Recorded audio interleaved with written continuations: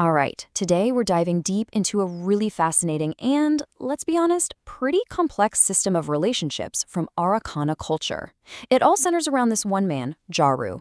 And trust me, it's a structure that's probably going to challenge everything you think you know about love, balance, and order.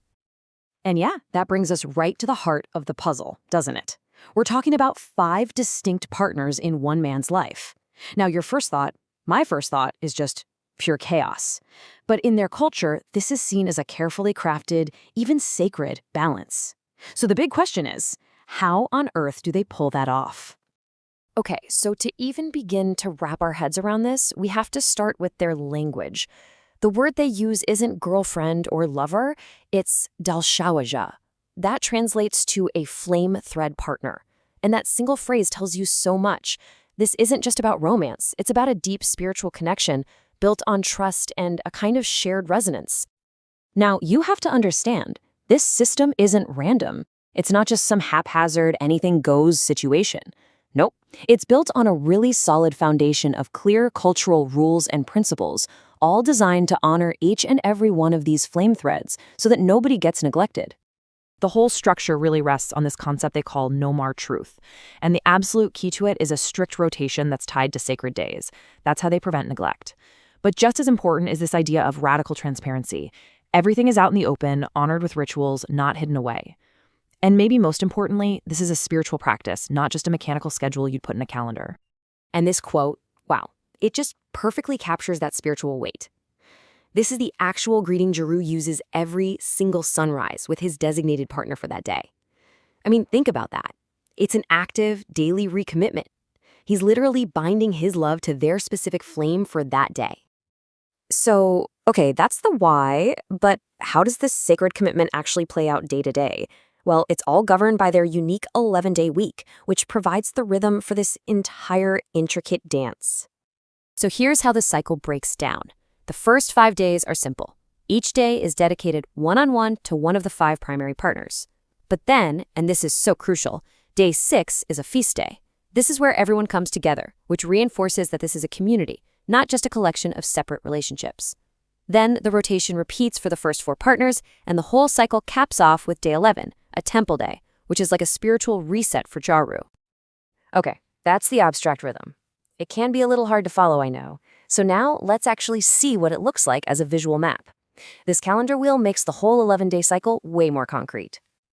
Now, what's so cool about this is how each day has a theme that perfectly aligns with a specific partner's essence. You see Belestia, the storm flame, she's on Kasor Day, the day of strength. Pepi, the golden heart, gets Nomar Day, the day of love. So this isn't just about scheduling, it's a form of ritual alignment.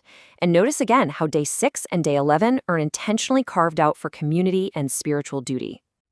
So we've seen this system, but a system is just a system. It's nothing without the people inside it, so let's meet them. Because these aren't just interchangeable parts in a machine. Each dolls, Javaja Scruffs, brings a totally unique energy, a very specific flame thread to Jaru's life. First up is Belestra.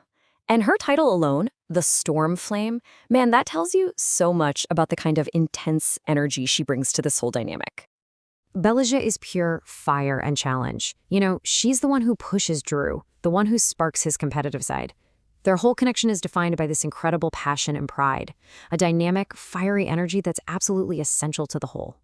So if Belestra is the storm, next we have Pepi, who is known as the Golden Heart.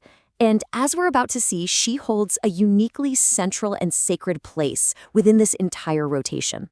So look, while all the bonds are honored, Pepi's is different. It's on another level.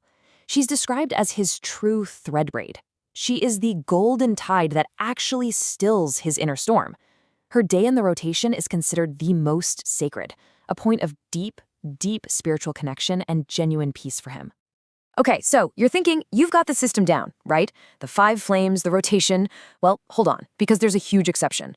The source material talks about the other primary flames, Sara, Yaya, and Kahavana, who are just as vital to the daily rhythm. But there's another partner who exists completely outside that cycle. Her name is Morisawa, the eclipse flame, and as you can see here, she is not part of the daily wheel. Her bond is a witch-fire union, and it's considered way too intense, too powerful for the regular rotation. She's only summoned for very specific moon cycle rituals. And what's so wild is that this entire way of thinking, these sacred threads, this idea of resonance, it doesn't just stop with relationships. It is so deeply embedded in Arcana culture that it completely shapes their technology, turning what we would consider everyday objects into these powerful spiritual tools. Get this. Let's talk about their version of a smartphone.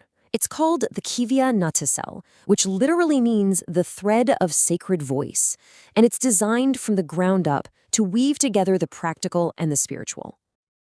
And I'm not kidding, this is not just a gimmick. Can you imagine a phone where your contacts aren't names, but glowing sigils, where messages show up as these woven threads of color that actually reflect the sender's mood? A phone where the screen itself changes color based on your own aura? It's less a piece of tech and more, well, an altar in your pocket? So what does a sacred piece of technology like this actually cost? Well, the base model, when you convert it to US dollars, brace yourself, is $2,700. Yeah, this is not just a phone. It's a premium, sacred artifact. And oh, it doesn't stop there. The price climbs fast. The family edition, which comes with a custom crest, is $3,300. And the royal edition, which is used by high priestesses, over $5,000. This thing is absolutely a spiritual lifeline, but it is also a very clear status symbol. So let's pull all of these different threads back together now, from the relationships to this incredible tech, and really get to the core idea that makes this entire system function. And this, right here, this is the key to the whole thing. It's the perfect way to put it.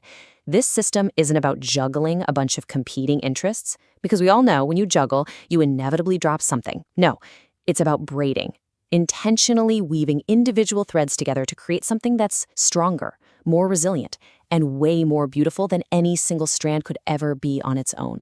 Which really just leaves us with a final thought to chew on. You know, in a world that so often feels chaotic and reactive, what could we, maybe, learn from a culture that builds its connections and even its technology on this foundation of pure intention, radical transparency, and a sacred rhythm?